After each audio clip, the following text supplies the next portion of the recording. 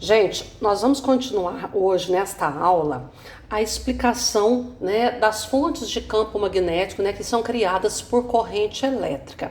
Nós vimos nas aulas anteriores aí três casos, onde fios percorridos por corrente elétrica, além de criar um campo elétrico em torno de si, criam também um campo magnético, o campo magnético ele é criado pelo movimento ordenado dos elétrons, nesses fios que compõem a corrente elétrica.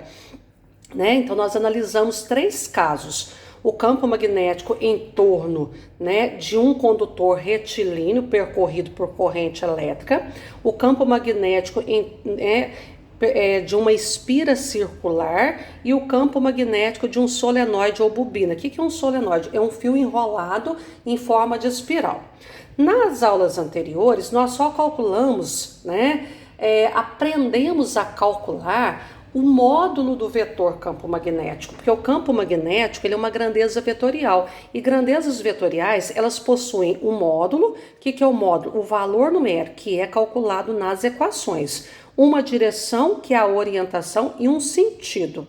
Bom, então nas três equações do fio retilíneo, da espira circular e do solenoide, nós estudamos três equações onde nós vamos calcular o módulo do vetor campo magnético, tá? Então, se o vetor campo magnético ele tem um módulo, uma direção e um sentido, como é que nós vamos calcular? Determine o módulo do vetor campo magnético em tal ponto. Lembre-se que campo, a gente não determina o tanto de campo que existe em torno de um fio, de uma espira ou de um solenoide. A gente determina o módulo em um ponto em torno desses condutores. Então, o módulo do vetor campo magnético ele é calculado pelas equações apresentadas para o condutor retilíneo, para a espira circular e para o solenoide ou bobina, tá bom?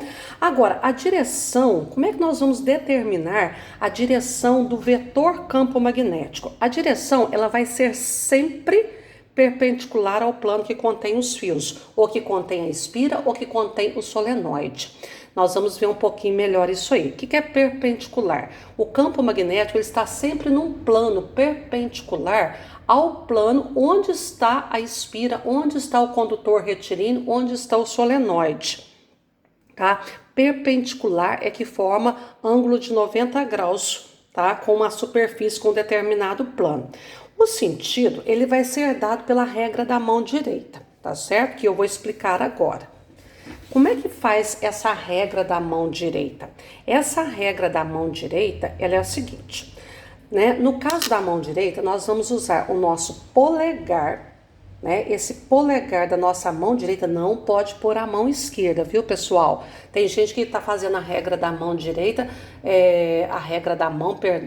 está fazendo a regra da mão, ou a regra do tapa também, que é chamada, e está usando a regra da mão esquerda, E a regra da mão esquerda ela é usada para força magnética, que eu nem uso muito, eu uso tudo com a mão direita. Então, regra da mão direita ou regra do tapa. O nosso polegar, ele sempre vai apontar no sentido da corrente elétrica que percorre o fio, porque é essa corrente que cria o campo magnético. Os outros 4 dedos, eles vão estar no sentido, eles vão apontar no sentido do ponto onde eu quero calcular esse campo magnético. Tá? Porque nós não determinamos o tanto de campo, a gente analisa o campo magnético em cada ponto. E a palma da nossa mão, ela vai dar o sentido do vetor campo magnético, que pode ser só 2. Entrando, que vai ser representado por esse xizinho, que vai ser o polo sul, e saindo, que vai ser esse pontinho, que vai ser o polo norte. Pode ser só um xizinho e pode ser só um pontinho. Não precisa estar dentro desse círculozinho aqui, não.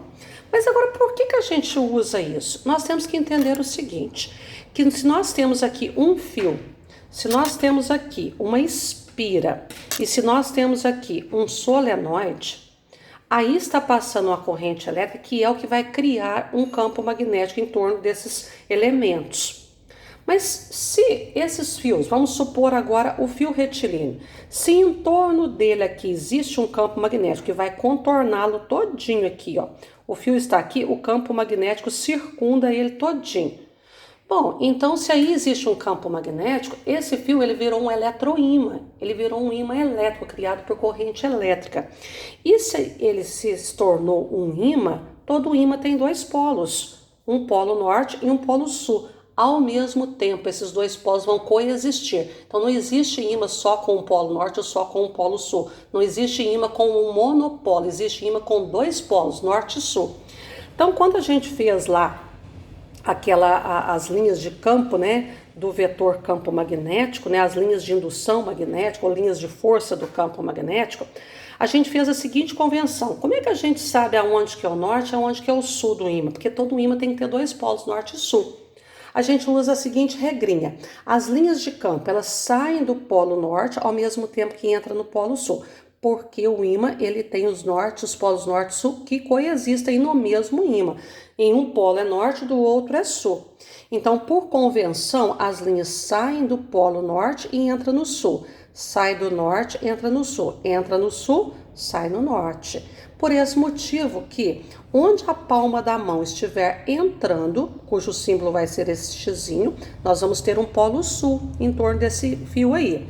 E onde essas linhas estiverem saindo, onde a palma da mão, estiver saindo, nós vamos ter um polo norte que é representado por esse pontinho, tá certo? E agora nós vamos ver essa regra da mão para cada um dos casos, para o condutor retilíneo, para a espira circular e para o solenoide.